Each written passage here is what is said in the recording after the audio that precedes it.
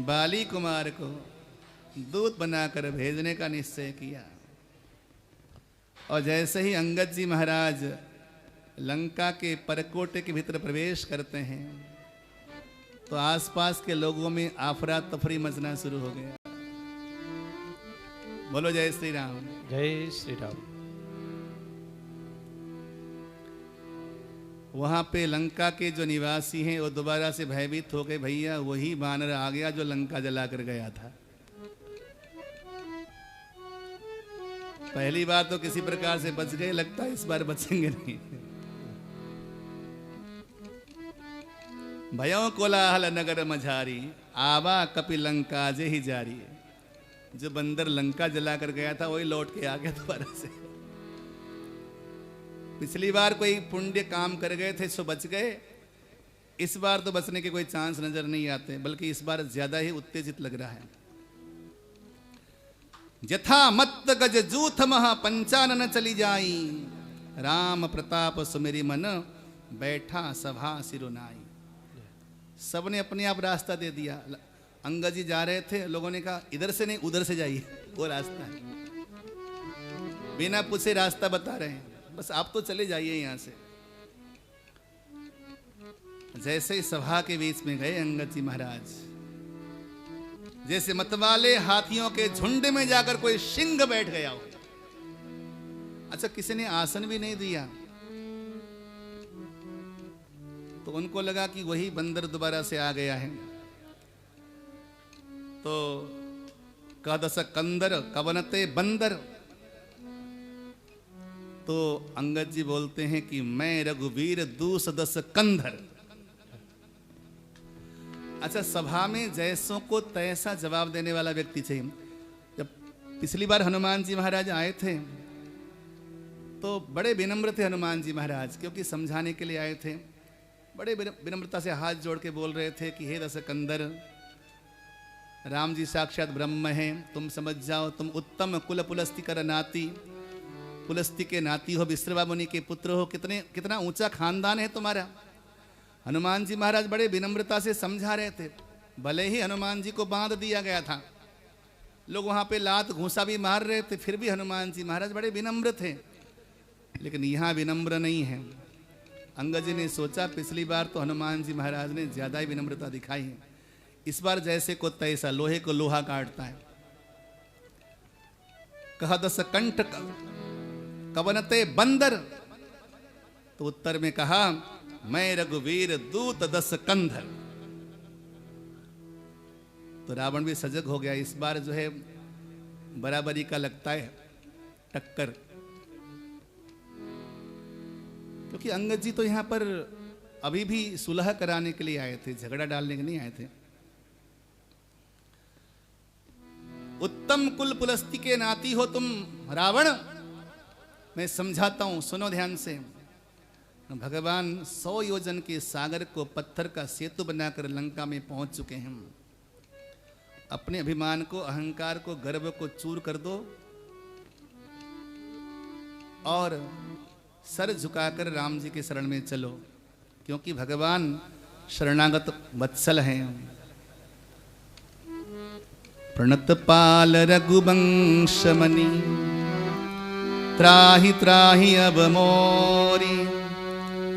आरत गिरा सुनत प्रभु, अभय करे गो तोहि। जब तू आरत गिरा लेकर शरणागत भरे वचन सुनकर राम जी तुझे क्षमा कर देंगे। तो रावण बोला पहले अपना परिचय तो दे, कौन है बंदर। अंगद जी अच्छी तरह जानते थे कि बाली का ये मित्र था, क्योंकि किसी जमाने में बाली ने यानी कि अंगद जी के पिताजी ने रावण को अपने बगल के नीचे दबा करके 6 महीने तक रखा था रावण को यहाँ पे।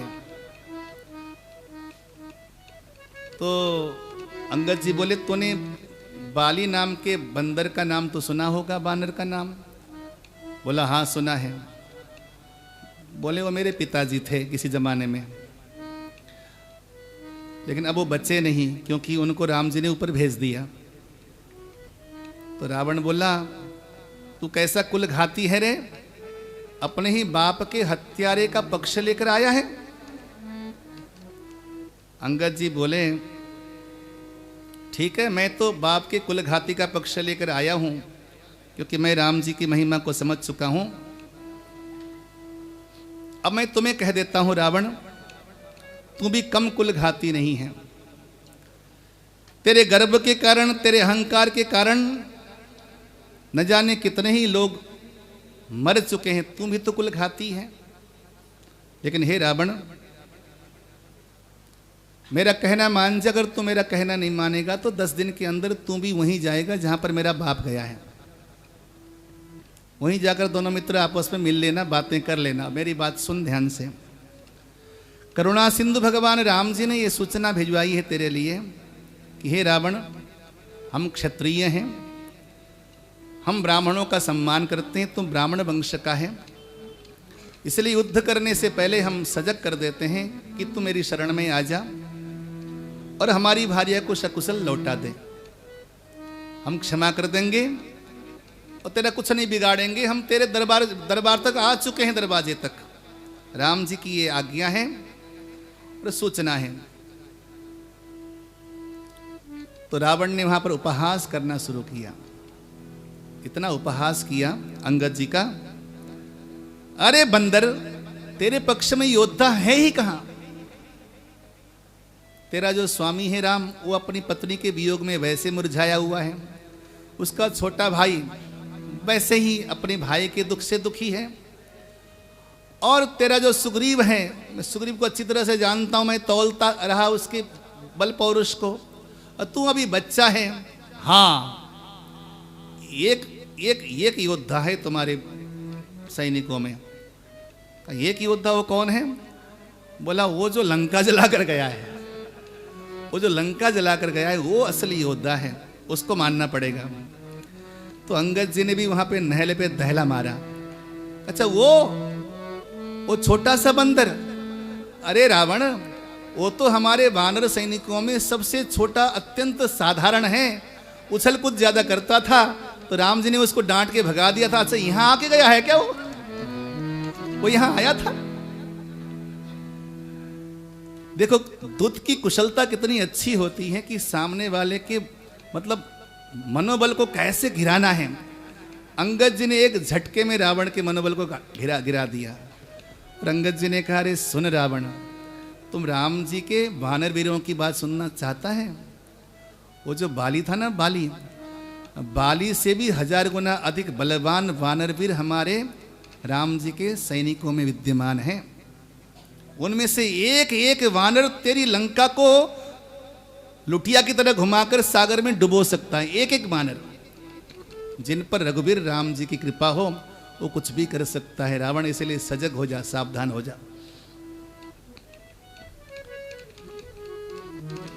शास्त्र कहते हैं कि 14 जनों को ज्यादा समझाना नहीं चाहिए।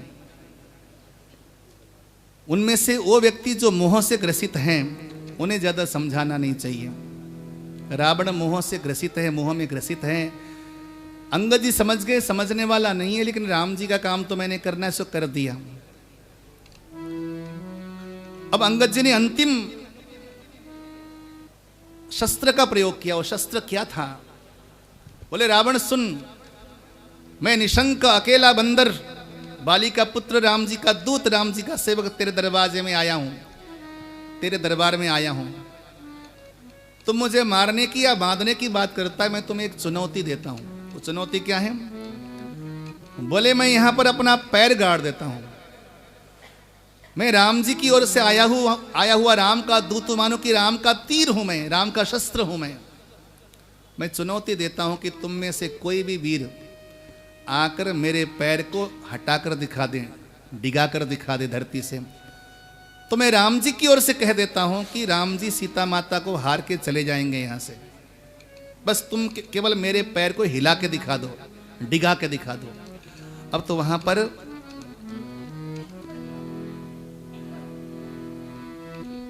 कि उमा राम की भ्रुकुटी बिलासा, उमा राम की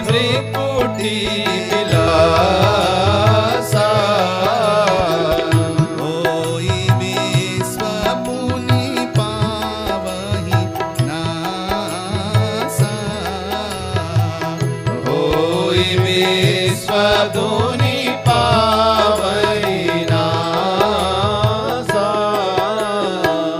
तृणते कुलिस कुलिस तृण कराहि तृणते कुलिस कुलिस तृण कराई तासुदोतपन कहूँ कीमत कराहि तासुदोतपन कहो कि मिटराई। हनुमान जी महाराज की तरह अंगद जी आज निशंक होकर सभा में सिंहासन पे बैठ गए और बोले आओ चुनौती देता हूं, तुम में से कोई आओ मेरे पैर को डिगा के दिखा दो, हिला के दिखा दो। बड़े बड़े योद्धा बारी बारी से आए तो वहां पे हिलाने की बात तो छोड़िए, अपना बल पौरुष उसी प्रकार छोड़ के गए जैसे शिव धनुष तोड़ने के लिए लोग गए थे और अपना बल पौरुष वहीं हार के आ गए थे। अंतिम में रावण स्वयं उठता है। जैसे ही रावण उठा, देखो मर्यादा अंगद जी महाराज की। पहली बात तो रावण बड़ा विद्वान विदुष वैदिक, लेकिन उसके अलावा उसका धर्म पिता भी है। अंगद जी का धर्म पिता अपनी जगह है, रावण की दुष्टता दृष्टता अपनी जगह है, लेकिन धर्म पिता है क्योंकि पिता ने मित्र बनाया था तो आज तक निभाना चाहिए। पिता तुल्य है, भले इसके आचरण अच्छे नहीं हैं, इसके धर्म अच्छे नहीं है, इसके कर्म अच्छे नहीं, लेकिन पिता तुल्य हैं, तो इसको पांव तो छुलवाना ठीक नहीं है। तो अंगद जी ने कहा, रावण जैसे आया झुक रहा था, बोला कि मेरे चरणों को छूने से तेरा कल्याण नहीं होगा रावण, जा राम जी की शरण में चला जा, वहां जाने से तेरा कल्याण नित्य होगा, हमेशा होगा। ऐसा कहकर जैसे रावण झुक रहा था तो धरती पे एक मुष्टिका मारी अंगद जी ने, धरती पे मुष्टिका मारी।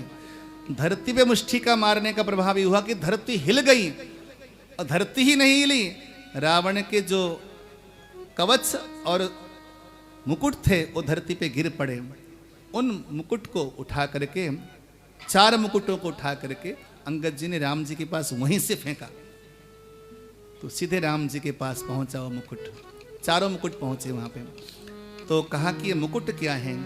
राम जी के पास जब पहुंचे तो मुकुट क्या है, बोले मुकुट हैं राजा के 4 स्तंभ। जो राजा अपने नीति के विरुद्ध हो, नीति नियम के विरोध में हो, उस राजा के पास ये 4 स्तंभ चले जाते हैं। साम दाम दंड भेद, ये 4 नीतियां राजाओं के लिए कवच का काम करती हैं। लेकिन जो राजा अपने न्याय और नियम के विरोध में है, उस राजा के पास कोई कवच नहीं होता। हे प्रभु, अब मैं समझ गया कि रावण का सर्वनाश निश्चित है, क्योंकि वो कवच विहीन है, सुरक्षा चक्र से निकल चुका है रावण। इस प्रकार राम जी के पास विनम्र होकर अंगद जी महाराज पहुंचे। अब देखिए, लंका के 4 द्वार हैं, चारों द्वारों को प्रातःकाल होते ही वानरों ने घेरना शुरू किया। पूर्व, पश्चिम, उत्तर, दक्षिण, चारों दिशाओं से वानरों ने धावा बोला है। आप यूं समझिए कि दूसरों के घर में घुसकर मारना कोई आसान काम नहीं है। बोलो जय श्री राम। जय श्री राम। आप यूं समझिए कि रसिया और यूक्रेन का जो दृष्टांत है यहाँ पे सटीक बैठ सकता है, क्योंकि रसिया ने यूक्रेन के भीतर घुसकर मारा। तो लंका नगरी है, चारों ओर से वानरों ने लंका के परकोटे के भीतर प्रवेश किया और प्रवेश करके युद्ध आरंभ किया। पश्चिम द्वार में हनुमान जी महाराज और मेघनाद लड़ने लगे। सबसे पहला युद्ध यहाँ पर हनुमान जी महाराज का और मेघनाद का दिखाया गया। हनुमान जी महाराज ने कहा कि पिछली बार तो ब्रह्मास्त्र में बांधा था, उस बार मैं मूर्छित हुआ था, इस बार तेरी बारी है। हनुमान जी महाराज आसमान में उछले, उछलकर जैसे ही मेघनाद की छाती पर वार करना था, वहीं पर धराशायी हो गया, मूर्छित हो गया मेघनाद। मूर्छित होकर के वहां से प्रथम दिवस का जो युद्ध था वो वानरों के नाम पे चला गया। और राक्षस क्या करते, रात्रि के समय में भी आक्रमण करते थे, रात के समय में भी आक्रमण करते थे राक्षस। इनके पास कोई नियम नहीं था, रात्रि के समय में भी वानरों के ऊपर आक्रमण करते हैं। भगवान क्या करते, अग्निबाण छोड़ करके आसमान में चारों ओर सूर्य के समान प्रकाश फैला देते ताकि वानरों को कोई कठिनाइयां न हो। भगवान के पास सर्व समर्थ था महाराज, सामर्थ्य था। माल्यवंत ने समझाया रावण को। आज पुनः द्वितीय बार युद्ध भूमि में मेघनाद आया, जब मूर्छा दूर हो गई। आज सारे वानरों को जो सामने थे, मेघनाद ने सबको मूर्छित कर दिया। एक बात ध्यान से सुनना, ये जो मेघनाद था ना, ये रावण से भी ज्यादा पराक्रमी था। बोलो जय श्री राम। जय श्री राम। यदि आप रामायण पढ़े तो मालूम हो जाएगा। इसका नाम था इंद्रजीत। रावण को देवताओं ने बंदी बना लिया था। जब रावण गया था स्वर्ग में, उसको बंदी बना लिया था। जब मेघनाद ने सुना कि मेरे पिता को देवताओं ने बंदी बना लिया है, तो मेघनाद गया लंका से और ऐसा युद्ध किया कि इंद्र को ही बंदी बना लिया उसने। इसलिए उसका नाम पड़ा इंद्रजीत। ऐसा पराक्रमी था ये मेघनाद। आज मेघनाद आया है, सारे वानरों को मूर्छित कर दिया है इसने। जब देखा राम जी ने कि वानर वीर परास्त हो रहे हैं, तो लक्ष्मण लाल जी ने राम जी से आज्ञा ली, प्रभु मुझे आज्ञा दीजिए, मैं जाकर इस दुर्धर योद्धा से युद्ध करता हूं। आय सुमागी राम पही अंगदादि कपि साथ, लक्ष्मण चले क्रुद्ध होई वान सरासन हाथ। लखन लाल जी गए हैं और ऐसा कठिन युद्ध किया कि एक पल के लिए मेघनाद को लगा कि मैं अब काल के मुख में जाने वाला हूं। तीरों के द्वारा मेघनाद के रथ के टुकड़े टुकड़े कर दिए, पहिए एक तरफ, ध्वजा एक तरफ, उसको विरथी कर दिया, रथ विहीन कर दिया लखनलाल ने एक पल के अंदर। ऐसा दुर्धर्ष योद्धा तो देवताओं के पास भी, स्वर्ग में भी नहीं देखा था इसने। लेकिन इसके पास बड़े दिव्यास्त्र थे, बड़े दिव्य आयुध थे, दिव्य आयुध थे। तो इसके पास एक शस्त्र था जिसका नाम था वीरघातिनी। लखनलाल जी के ऊपर वीरघाती नामक शस्त्र छोड़ दिया मेघनाद ने।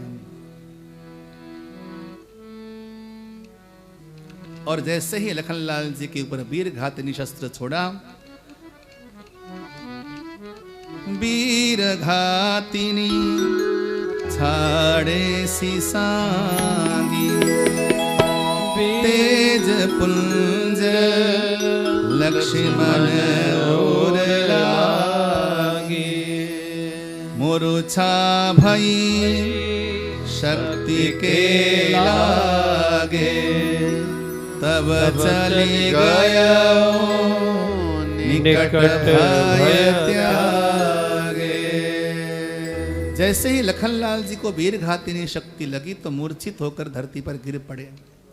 मेघनाद लखनलाल जी को उठाना चाहता है, सोचा कि बंदी बना लूंगा, लंका में ले जाकर बंदी बनाकर रखूंगा तो वैसे ही युद्ध हमने जीत लिया। जैसे लक्ष्मण को उठाने के लिए गया मेघनाद, तो गोस्वामी जी कहते हैं कि मेघनाद जैसे करोड़ों करोड़ों योद्धाओं को जो अपने शीश पे धारण करते हैं, उन शेष नारायण लक्ष्मण को भला कौन उठा सकता था। मेघनाद गया, पसीना पसीना हो गया। हनुमान जी महाराज ने देखा कि लखनलाल जी मूर्छित हो गए हैं, जाकर मेघनाद को एक घूंसा ऐसा मारा, 7 चक्कर वहीं घुमा और वहीं पे पड़ गया, और उसको मूर्छित करके वहां से लखनलाल जी को लेकर उठा के लेके आए। इधर जैसे ही लक्ष्मण जी को लेकर राम जी के सामने रखा, भगवान शंकर कहते हैं, सुनु गिरिजा क्रोधानल जासु, जा रही भुवन चारि 10 आसु, सक संग्राम जीति को ताहे, सेवहि सुर नर अग जग जाहे। गोस्वामी जी कहते हैं भगवान शंकर पार्वती के संवाद में कि हे पार्वती, जिनके एक क्रोध के चिन्ह के माध्यम से चराचर जगत जल के राख हो सकता है, आज उन लक्ष्मण जी को भला एक सामान्य दानव कैसे मूर्छित कर सकता है? ये भगवान की लीला किसी के समझ में आने वाली नहीं है। वास्तव में ये लीला है क्या?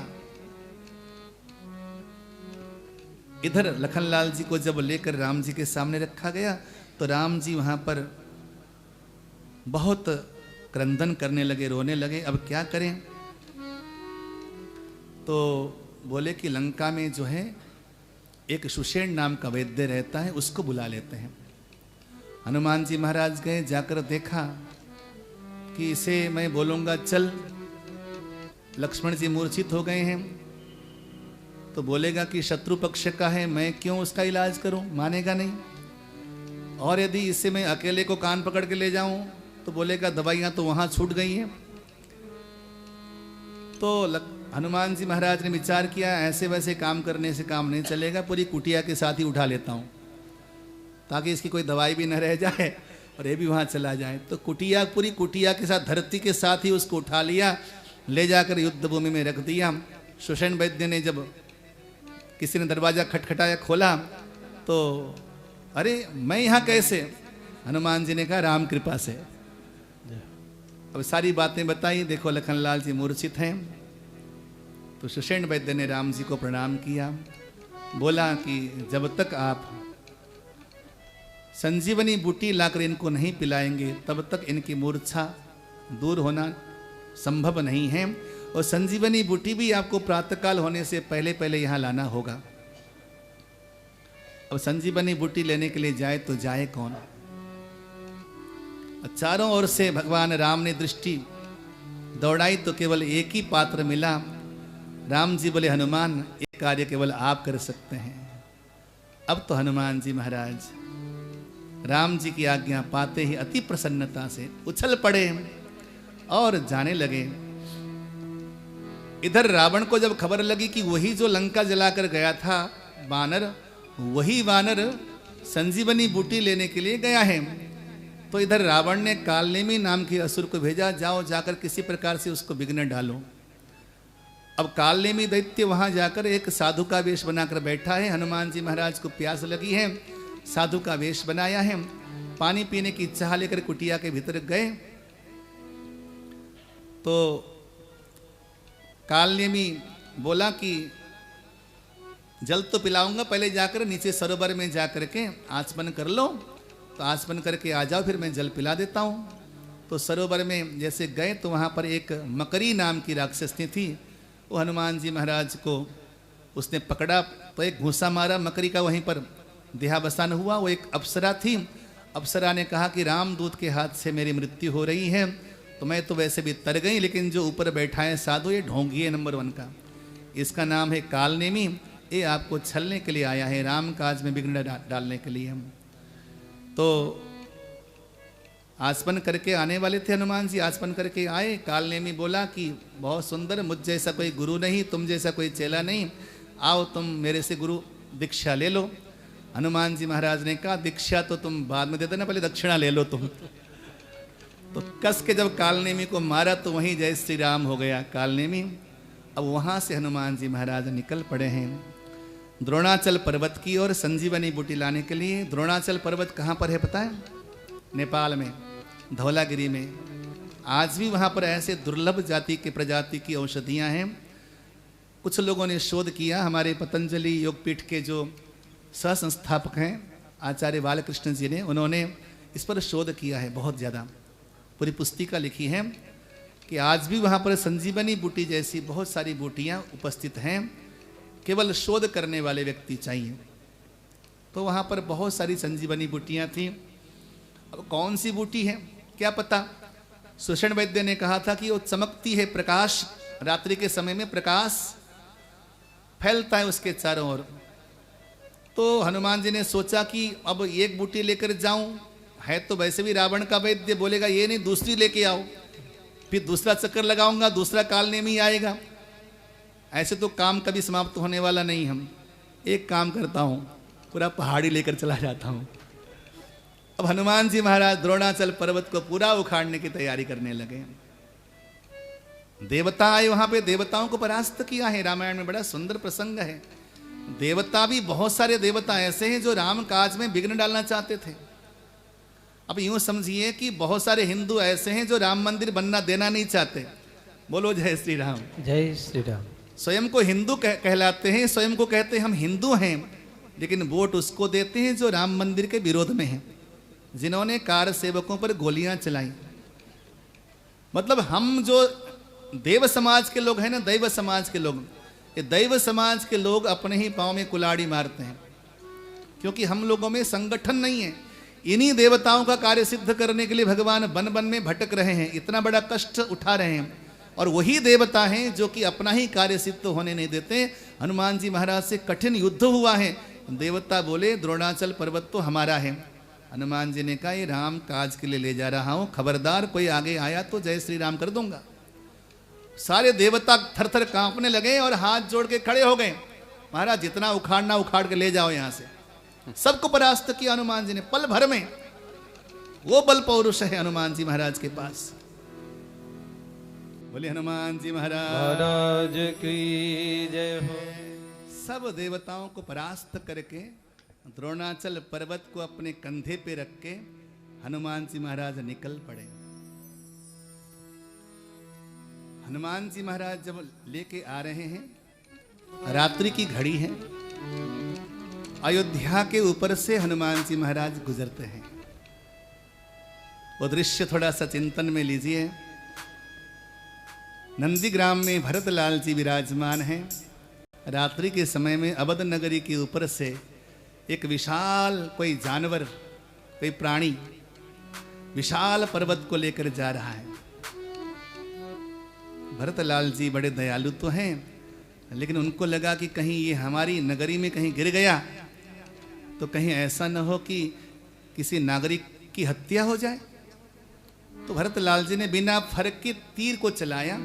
बिना फर्क के तीर को चला करके हनुमान जी महाराज को जैसे वो तीर लगा, राम श्री राम राम श्री राम करते हुए हनुमान जी महाराज धरती पे गिर पड़े। अब आइए चमत्कार, ये राम जी की लीला है। हनुमान जी के मन में किंचित इतना सा गर्व आ गया था। हालांकि हनुमान जी पर कोई गर्व या अभिमान नहीं आता, लेकिन ये भी राम जी की कृपा से ही कभी कभी राम जी इस प्रकार का पुट दे देते हैं, अपने लोगों में गर्व। हनुमान जी को लगा था कि मेरे बिना तो राम जी का कोई काम सिद्ध होता ही नहीं। हाँ, सीता माता का पता लगाना था तो मैं ही आगे था। भैया लक्ष्मण को वहां से उठा के लाने वाला, मेघनाथ के चंगुल से बचाने वाला मैं ही था। तो पग पग में मैं ही काम आ रहा हूं राम जी के। तो ऐसा गर्व थोड़ा सा हनुमान जी के चित्त में आया। हालांकि मेरे हनुमान जी को गर्व नहीं होता, लेकिन भगवान क्या करते हैं, कभी कभी लोक शिक्षण के लिए इस प्रकार की लीला दर्शाते हैं। अब आइए, जब वो आकाश मार्ग से जा रहे थे तो बिना फर का तीर लगा और हनुमान जी महाराज मूर्छित होके गिर गए। अब विचार कर लीजिए, इतना विशाल पर्वत लेके कोई आसमान से उड़ रहा हो, उसको तीर लग गई हो, वो बंदा मूर्छित होके गिर गया हो। बताइए कि वो पर्वत कौन धारण करके खड़ा था, उस पर्वत को कौन लेकर खड़ा था। जब हनुमान जी मूर्छित थे तो पहाड़ कौन धारण करके खड़ा था। अब बड़े आश्चर्य की बात देखिए, जैसे ही हनुमान जी महाराज गिरे तो उनके मुख से शब्द निकला, राम श्री राम राम श्री राम। तो भरतलाल जी को लगा कि ओ हो, लगता है कि मैंने कोई राम जी के प्रिय भक्त पर ये तीर चलाया, बड़ा अपराध हो गया। इस भरत से कोई अच्छा काम होता क्यों नहीं है। अब तो द्रवित होते हुए भरतलाल जी वहां पे पहुंचे जहां पर हनुमान जी महाराज गिरे पड़े। अब वहां पर भरतलाल जी हाथ में जल लेते हैं। हनुमान जी महाराज अर्धमूर्छित अवस्था में हैं। भरतलाल जी हाथ में जल लेते हैं और कहते हैं कि लगता है ये राम प्रेमी है, राम का प्रिय दास है। मैं यदि मन क्रम वचन से राम का दास हूं और मैंने जीवन में केवल भैया राम की आराधना की है, तो हे कपि, तो इन पानी के कुछ बिंदुओं के लगते ही जीवित हो जा। ऐसा कहकर जैसे ही हनुमान जी महाराज के ऊपर जल का छींटा लगाना था, छींटा पड़ते हनुमान जी महाराज राम श्री राम कहते हुए खड़े हो गए। हनुमान जी के दिमाग में वो बात आई, मुझे लगा था कि मैं जब तक बूटी लेकर जाऊंगा नहीं तब तक लक्ष्मण भैया के प्राण कोई बचा नहीं पाएंगे, और यहाँ तो बंदा ऐसा मिला जो केवल मेरे भगवान का नाम लेकर ही मेरे प्राणों को बचा रहा है, यानी कि बूटी की कोई आवश्यकता राम जी को है नहीं, ये तो केवल राम जी का खेला है, खेला। अब वहाँ पे परिचय हुआ तो हनुमान जी ने कहा कि भरत जी,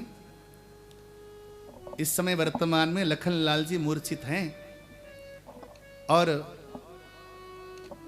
मृत प्राय हैं। सुषेण वैद्य ने बोला है कि जब तक बूटी लेकर जाऊंगा नहीं,